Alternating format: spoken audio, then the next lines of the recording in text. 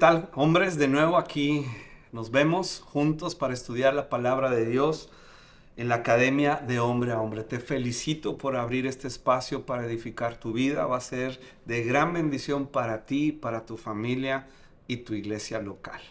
Y bueno, estamos con el estudio de las virtudes cristianas, las virtudes de Cristo. Ya hemos tocado el tema del coraje y del dominio propio. En esta ocasión nos ocupa la tercera virtud, que es la justicia, y que unimos porque creo que está íntimamente unida la humildad a la justicia.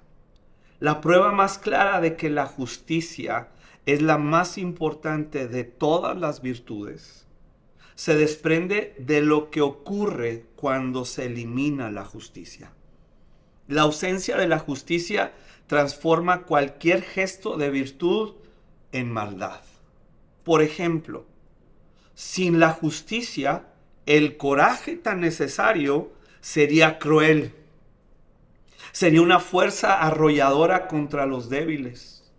Sin la justicia, la disciplina de la cual hablamos en el episodio anterior sería egoísta.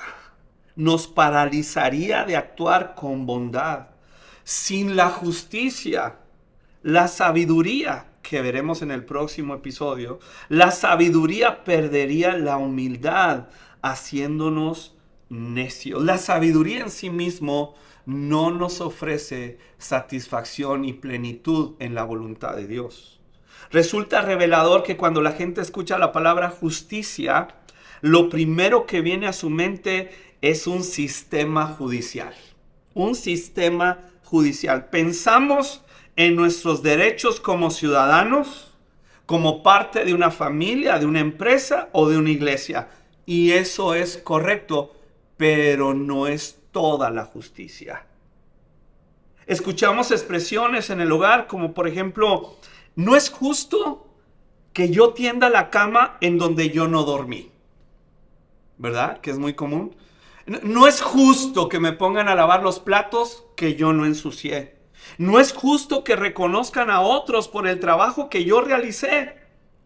No es justo que yo barra la calle que mi vecino ensució. No es justo. Usamos la palabra justicia con tanta facilidad porque lo que estamos expresando es que queremos un castigo para el que cometió una falla o una recompensa si nosotros somos justos. Una definición sencilla de ley, porque veremos la diferencia entre justicia y ley. Generalmente nos enfocamos al escuchar justicia en ley. Esta definición es darle a cada quien lo que merece. ¿Te acuerdas de la ley del talión? Ojo por ojo y diente por diente. Esa es justicia. Sin embargo, en sociedades como las nuestras, si aplicamos esta ley del talión, terminaríamos ciegos y chimuelos todos. Centramos la justicia en un sistema de castigo o recompensa. Obviamente, déjame aclarar, necesitamos un marco de ley que nos dé certeza jurídica en nuestro país. Necesitamos el ejercicio de la autoridad en nuestros hogares y necesitamos un gobierno bíblico en nuestras iglesias, porque si no existe, caemos en la anarquía. El que hace lo malo debe lidiar con las consecuencias de su maldad. Sin embargo, como escribió C.S. Lewis, la justicia para nosotros los cristianos significa mucho más de lo que pasa en los juzgados. Hacer lo correcto no nos garantiza un bien inmediato. Pero caemos en este sistema de castigo y recompensa. Me llama mucho la atención que condicionamos a nuestros hijos la recompensa por una buena calificación. En lo personal, y creo que debe llevar un balance, no me ha gustado mucho ese sistema. Creo que mi responsabilidad puesto que yo engendré a mis hijos, es darle todo lo que necesitan e incentivarlos en esta seguridad, en esta bondad, como Dios ha sido bueno conmigo, incentivarlos a darles herramientas y lo necesario para que salgan adelante. No estamos condicionando por un 10 en la escuela, porque de pronto haríamos estudiantes que van a los exámenes solo por una calificación, pero queremos que aprendan, queremos que edifiquen su vida. La calificación no dice mucho, pero la seguridad que les otorgamos en el hogar, donde no está condicionado como una mascota sí la condicionas, pues si haces la gracia mascota, pues te doy el alimento, ¿verdad? Como las focas en los acuarios, donde pues hacen la gracia y le dan un pez. Nuestros hijos, las relaciones son diferentes. No es solamente castigo y recompensa. La justicia de Dios para nosotros los creyentes no se reduce a leyes. La justicia de Dios es una persona y se llama Jesucristo. Mira cómo lo dice Romanos capítulo 3, verso 21 y 22. Pero ahora, tal como se prometió tiempo atrás en los escritos de Moisés y de los profetas, Dios nos ha mostrado, esto rompe el esquema religioso, Dios nos ha mostrado cómo podemos ser justos ante Él sin cumplir con las exigencias de la ley. De nuevo, el sentido es, ¿cómo podemos ser justos ante Él sin haber cumplido y en la incapacidad de cumplir las exigencias de la ley moral de Dios? Porque a veces nos enfocamos en la ley ritualista de Dios. Y al cumplir con ciertos rituales, sentimos que ya obtenemos una bendición de Dios. El apóstol Pablo está diciendo, no es por ti, ni por lo que tú hagas, ni por las capacidades justas que muestres al observar la ley de Dios. ¿Por qué es entonces? Dios nos hace justos a sus ojos cuando ponemos nuestra fe en Jesucristo. Y esto es verdad para todo el que cree, sea quien fuere. Entonces recibimos justicia. Ahora, debemos comprender que hay dos tipos de justicias que ofrece el Señor. La primera es la justicia posicional. Justificados pues por la fe, tenemos paz para con Dios. Él nos hizo justos cuando nos cubrió con su sangre. Esa es una posición, nuestra posición como hijos, nuestra identidad como hijos. Dios reconcilió su santidad con su amor a través de su justicia.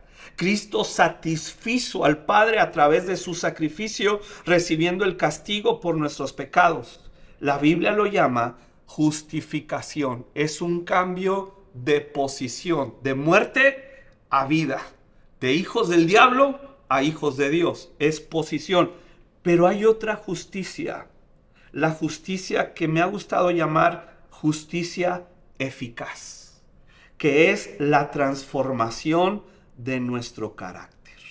Si Cristo es la justicia de Dios, la expresión, la virtud, es esta cualidad de Dios, es este atributo de Dios manifestado a los humanos en su Hijo, que es justo, entonces nos invita a ser transformados en nuestro carácter como Cristo Jesús. Pablo lo registra de esta manera: tengan la misma actitud que tuvo Cristo Jesús. Aunque era Dios, no consideró que el ser igual a Dios fuera algo a lo cual aferrarse. En cambio, hombres, este es lo que hizo la justicia. Renunció a sus privilegios divinos, adoptó la humilde posición de un esclavo y nació como un ser humano. Cuando apareció en forma de hombre, se humilló a sí mismo en obediencia a Dios y murió en una cruz como morían los criminales. ¿Qué significa esto para ti, para mí? Que cuando llegamos al hogar, hombres, yo lo entiendo. Llegamos de trabajar, llegamos cansados, llegamos preocupados, tal vez no está dando el negocio, el jefe no se está portando como debería, las circunstancias económicas, lo que tú quieras y mandes, traemos todo aquí cargando en un morral y llegamos a nuestras casas y deseamos descansar y eso es bueno.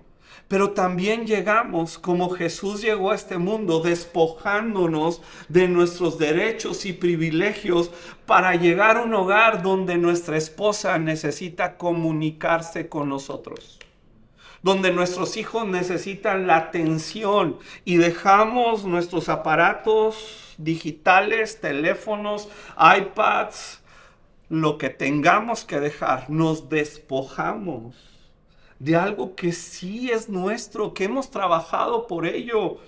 Pero Jesús dio esta parábola, si recordarás, de lo que conocemos como el siervo inútil. El siervo inútil es aquel que llega a la casa de su amo, dice Jesús en una breve parábola, dice, llega a la casa de su amo y llega de trabajar, llega cansado en una economía de campo donde hay que labrar la tierra, dar de comer a los animales. Y entonces el amo le dice, qué bueno que llegaste, lávate las manos, ponte el delantal y prepárame la comida. Y Jesús dice, ¿acaso da gracias al siervo porque hizo lo que debía hacer? Pienso que no, no le da las gracias, pero se vuelve inútil. Y por mucho tiempo lo creímos que era positivo esto que Jesús dijo. Es muy negativo, es sarcasmo de Jesús, porque te vuelves inútil cuando haces lo que se te dice que hagas. En cambio, un siervo útil es aquel que hubiera llegado con una gran alegría, cansado, y le hubiera dicho al amo, amo, me voy a bañar, vaya pensando qué quiere, qué se le antoja. Tenemos aquí todo un menú, paella valenciana, tenemos tacos al pastor, bueno, al pastor no mucho, ¿verdad? Pero tenemos tacos, tenemos hamburguesas, tenemos aguas de sabor. Dejé todo listo para llegar y calentarle lo que a usted se le antoja. Ese es un siervo útil. El siervo inútil es el que llega y dice, no es justo que me pongan a hacer algo porque vengo cansado. Nadie me reconoce todo el trabajo que hice. Nos volvemos inútiles. Y ya lo dijo Paquita, la del barrio. ¿Me estás oyendo? Inútil. Pero un siervo útil, en la virtud de Cristo, es el que llega a su casa, el que construye atmósferas de gracia, no de castigo y recompensa, sino que Él se ofrece como Cristo se ofreció al Padre como sacrificio vivo. Tú y yo nos ofrecemos a nuestras familias. Y en un nivel, escúchame, muy humano, porque la justificación de Dios solo es a través de Cristo, pero en un nivel humano, también justificamos a otros. ¿Qué quiere decir? Que proveemos justicia y todas aquellas cosas que necesitan para salir adelante, para obtener la libertad de Cristo a través de nosotros, con costo de nosotros. Pero Filipenses dice que Dios no lo dejó ahí. El Padre no lo dejó en la tumba, lo resucitó de entre los muertos y lo sentó en un lugar de honor. Y Jesús advierte, a menos que su justicia supere a la de los maestros de la ley religiosa y a la de los fariseos, nunca entrarán en el reino de los cielos. ¿Cómo es que la superamos? Jesús dijo, añade, ¿han oído que a nuestros antepasados se les dijo, no asesines? Si cometes asesinato quedarás sujeto a juicio. Eso dice la ley.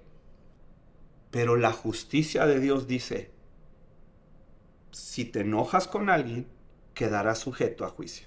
Si llamas a alguien idiota, corres el peligro de que te lleven ante el tribunal. Y si maldices a alguien, corres el peligro de caer en los fuegos del infierno. Jesús está no disminuyendo la importancia de la ley moral, del marco legal en nuestros países, sino está diciendo, hey, es acá adentro la justicia y se tiene que manifestar. No es lo de afuera que contamina, sino acá adentro lo que contamina y después sale. Quisiera tocar el tema de la diferencia entre castigo y disciplina. El castigo incluye aislamiento, señalamiento y abandono, dando como resultado la desconexión. Hombres, si llegamos a nuestra casa a repartir castigo a diestra y siniestra, y algunos se exceden, y te vas a dormir sin comer. No. ¿Cómo mandamos a un hijo sin comer? ¿Cómo? ¿Cómo lo mandas a dormir sin el abrazo consolador de ánimo? Que si tuvo una falla, lo abrazas, mañana saldremos adelante, yo estoy contigo. El castigo desconecta, aísla, señala y abandona, trayendo vergüenza. El castigo pretende que no volvamos a hacer el mal. Sin embargo, al operar bajo los principios del miedo, el castigo opera bajo el principio del miedo, la intimidación y la vergüenza, produciendo un efecto contrario. En lugar de ir a la santidad, pues ya qué importa, una raya más al tigre, ya lo hice otra vez y no hay manera de satisfacer a mi papá, a mi esposo, al patrón. ¿Qué importa?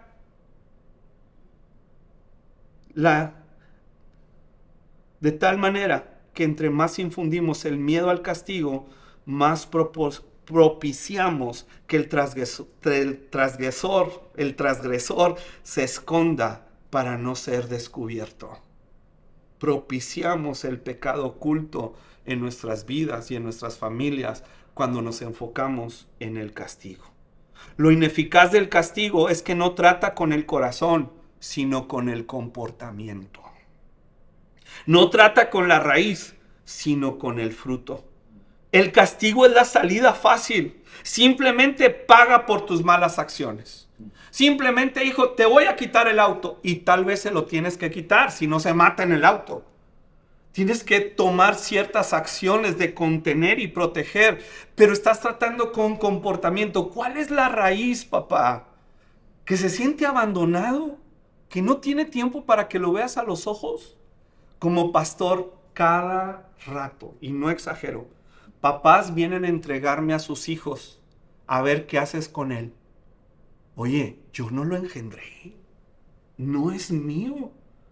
Y trato con los jóvenes y me encanta tratar con ellos y los atendemos, obviamente. Pero yo le digo al papá, es que te necesita a ti, no a mí. Y tú me lo traes nada más para que lo regañe. Y tú dile, pastor, que no, yo lo voy a abrazar, lo voy a mimar, le voy a enseñar la Biblia. Ese es tu jale. Y entonces tenemos una generación de cristal porque no hay una presencia paterna en los hogares con una identidad clara de hombría que abraza a nuestras hijas con honor y respeto para que no venga un desgraciado a ofrecerles un cariño para llevárselas a la cama. Y entonces nos quejamos de la inmoralidad, nos quejamos de la fragilidad. ¿Y sabes qué, hombres? Es por la falta de presencia en el hogar. Los hijos tomarán sus decisiones. Si los criamos bien, ellos también son responsables de sus decisiones. Pero si estamos siempre en una cultura de castigo, vamos a promover en ellos que se escondan de nosotros, como Adán se escondió de Dios. No requiere compromiso el castigo. Sin embargo, la cultura de honor en nuestros hogares promueve el arrepentimiento. Se compromete con el transgresor en un proceso de transformación. Vamos juntos. El castigo dice, la cultura de castigo dice, cuando pagues por tus malas acciones, volvemos a conectar. Pero la cultura de honor y de disciplina dice, estás arrepentido, yo caminaré contigo en el proceso que nos restaurará. Hace tiempo visité esta enorme cárcel de Alcatraz. No sé si has estado ahí en alguna ocasión. Es terrible, apestosa, sucia. Presos famosos como Al Capone estuvieron ahí. Esta cárcel cerró en marzo del 63. Y es un monumento que nos dice que el castigo nunca cambiará la condición del corazón humano. El cumplimiento de leyes y rituales religiosos nunca cambiarán el corazón humano. Alcatraz es un museo al castigo, un museo al fracaso del castigo, un museo maloliente al que visitamos, pero en el que nunca queremos vivir. Cristo Jesús nos libró de la maldición de la ley. Quiere decir que como no teníamos la capacidad de cumplirla, éramos malditos, separados de Dios. Pero Él vino a pagar por nuestros pecados para restaurar la relación y dándonos su Espíritu Santo para guiarnos a la verdad a través de su palabra, nos permite expresar justicia. Esto es de Dios y nosotros, en un ámbito vertical, en un ámbito horizontal de relaciones, es exactamente el mismo principio. Amamos, abrazamos, acompañamos a las personas que no tienen la capacidad de responder, pero con la ayuda del Espíritu Santo, con nuestra disposición, con el coraje y el dominio propio que distinguen a un hombre cristiano, entonces podemos ser restaurados. El nuevo pacto no nos otorga un castigo, sino una identidad. Nos otorga valor, quitándonos la vergüenza de nuestros errores. Nos ha reconciliado y adoptado con Dios. Nos motiva no el castigo, sino el amor. ¿Por qué obedecemos a Dios? Por amor. Por amor. Él nos amó. ¿Cómo estoy respondiendo a ese amor? ¿Cómo respondo a otros con amor? La estrategia en el nuevo pacto es la conexión. Aun cuando asusta, es doloroso u ofensivo, la meta es que nos volvamos a conectar. Hebreo nos dice que si soportamos la disciplina divina, es que somos hijos de Dios. ¿Acaso alguien oyó hablar de un hijo que nunca fue disciplinado por su padre? Si Dios nos disciplina a ustedes como lo hace con todos sus hijos, quiere decir que ustedes son verdaderamente sus hijos. Son legítimos. Y ninguna disciplina, ninguna, resulta agradable a la hora de recibirla. Al contrario, es dolorosa. ¿Por qué es dolorosa? Porque yo estoy mostrando la justicia de Dios a un ser humano injusto, que tal vez me ofendió, transgredió, hizo lo malo. ¿A quién le va a doler? A mí me va a doler. El contexto de estas palabras de Hebreos 12 es: puestos los ojos en Jesús, el autor y consumador de la fe, quien por el gozo, la alegría puesta delante de él, fue a la cruz. A mí me va a doler. La disciplina que nos conecta nos va a doler porque crucifico mi naturaleza egoísta para traer vida a una relación. Puedo ofrecer ley, castigo, desconexión, pero eso no va a expresar la virtud de Cristo de justicia. Sin embargo, la otra expresa en plenitud al justo. Vamos a orar. Señor, gracias por Jesús el justo, quien expresa tu carácter, Señor. Él es nuestra justicia.